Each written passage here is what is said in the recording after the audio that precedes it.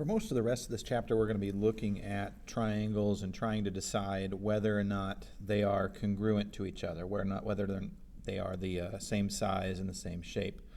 In order to do that, some of the reasons that we're going to use are things that we're going to learn in this video here that specifically have to do with isosceles triangles and equilateral triangles. So let's jump in and take a look at a few kind of important theorems that deal specifically with those types of triangles. Now the first one is called the isosceles triangle theorem, so clearly it deals with isosceles triangles. You may remember, you probably learned it at some point, that an isosceles triangle is a triangle with two sides that are congruent. So if I look at this picture here, triangle ABC, that is an example of an isosceles triangle because segment AB and segment BC are congruent. Now, the isosceles triangle theorem says if we have two sides of a triangle that are congruent, if two sides of a triangle are congruent, then the angles that are opposite those sides will also be congruent.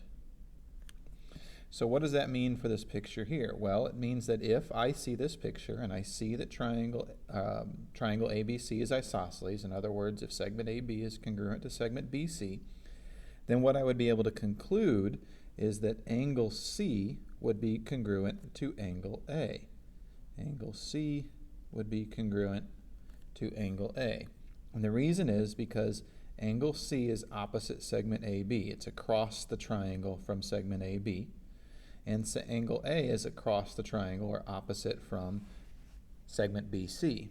So those would be the two angles that are opposite the sides that are congruent.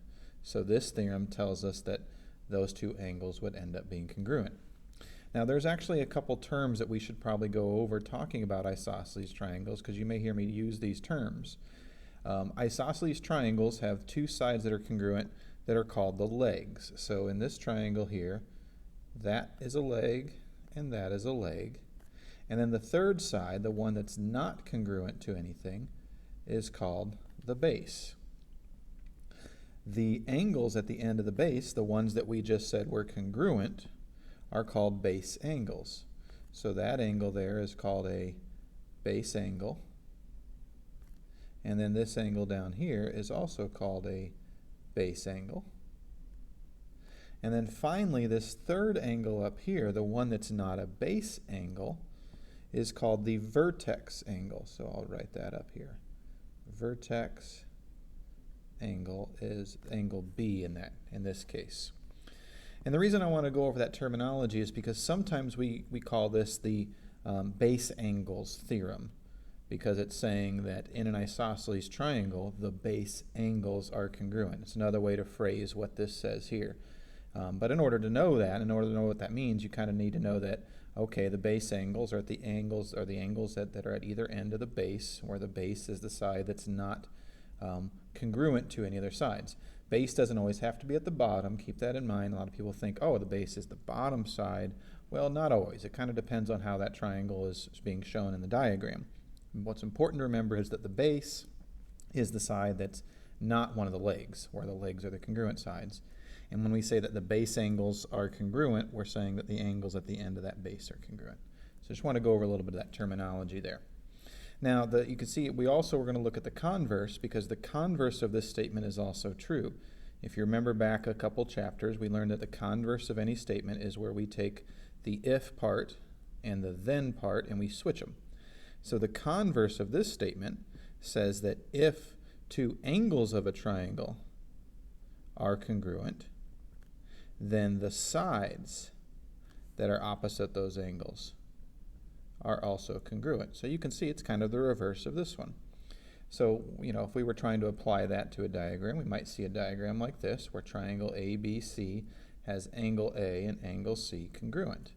And then according to the converse of the isosceles triangle theorem, or sometimes we call it the converse of the base angles theorem, we would be able to say that segment AB must be congruent to segment CB, because segment AB is opposite angle C and segment CB is opposite angle A.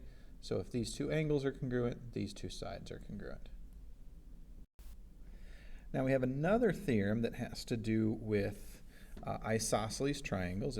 We call it theorem 4-2. It doesn't really have a fancy name, but it says that if a line or a segment bisects, I missed the S there, so you might have a typo on your note sheet that's supposed to say bisects. If a line or a segment bisects the vertex angle, if it bisects the vertex angle of an isosceles triangle, remember the vertex angle was the angle that's across from the base, then it is also the perpendicular bisector. It is also the perpendicular bisector of the opposite side. So what does that mean? Well, that means that if I see a picture like this, where I have an isosceles triangle, I see that segment AB and segment BC are congruent, so triangle ABC here, the big triangle in this picture, is an isosceles triangle. And then I see this segment BD coming down here, and it's breaking angle ABC into two smaller congruent parts. So it is bisecting the vertex angle of this isosceles triangle. If that's happening, then that segment that bisected this angle up here, it comes across and it does two things to the base of my isosceles triangle. It is perpendicular to it, and it bisects it, which means that it cuts that base into these two equal parts.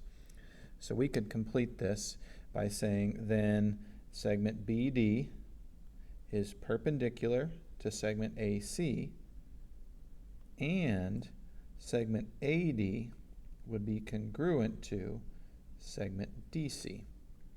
So this line or segment that is bisecting the vertex angle of my isosceles triangle is also the perpendicular bisector of the opposite side, which of course is going to be the base. So if you wanted to say is the perpendicular bisector of the base, you could think of it that way too, because we always know that the base would be opposite from the vertex angle. And then finally we have one more idea that we need to go over about equilateral triangles, and this one's probably the easiest to kind of understand, and we don't have to spend too much time talking about it. You may know that an equilateral triangle is a triangle with three sides that are congruent. It's literally what the name equilateral means. Equa prefix there, EQUI means equal. The root lateral would mean side, so this says equal side triangles. So a triangle with all three sides congruent is what we're going to be looking at. And we're going to look at two ideas here. First of all equilateral triangles are also equiangular. And you can now probably figure out what that means, equal angles. So in this picture here, if segment AB is congruent to segment BC is congruent to segment AC, or in other words, if this is an equilateral triangle, then we would be able to say that angle C would be congruent to angle B, and it would be congruent to angle A. Conversely, we would say that any equiangular triangle would also be equilateral. So if I showed you this picture, but instead of marking all the sides congruent, if instead all these angles were marked congruent, then you would be able to say that all the sides are congruent, that segment AB would be congruent to segment BC, and that would be congruent to segment AC. And so that's the two big ideas from this part. It's just that any equilateral triangle will also be equiangular and vice versa. So if you see a triangle where all the sides are the same, you know that all the angles are the same. And real quickly, we can actually maybe go a step further.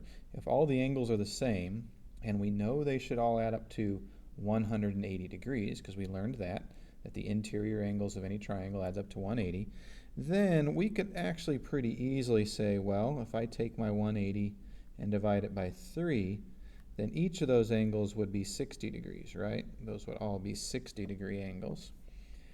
So if I see that all the sides are congruent, I know that all the angles are going to be 60 degrees, but also I see that if all the angles are the same, or if they're all 60 degrees, then that would be enough for me to say that all the sides are congruent too.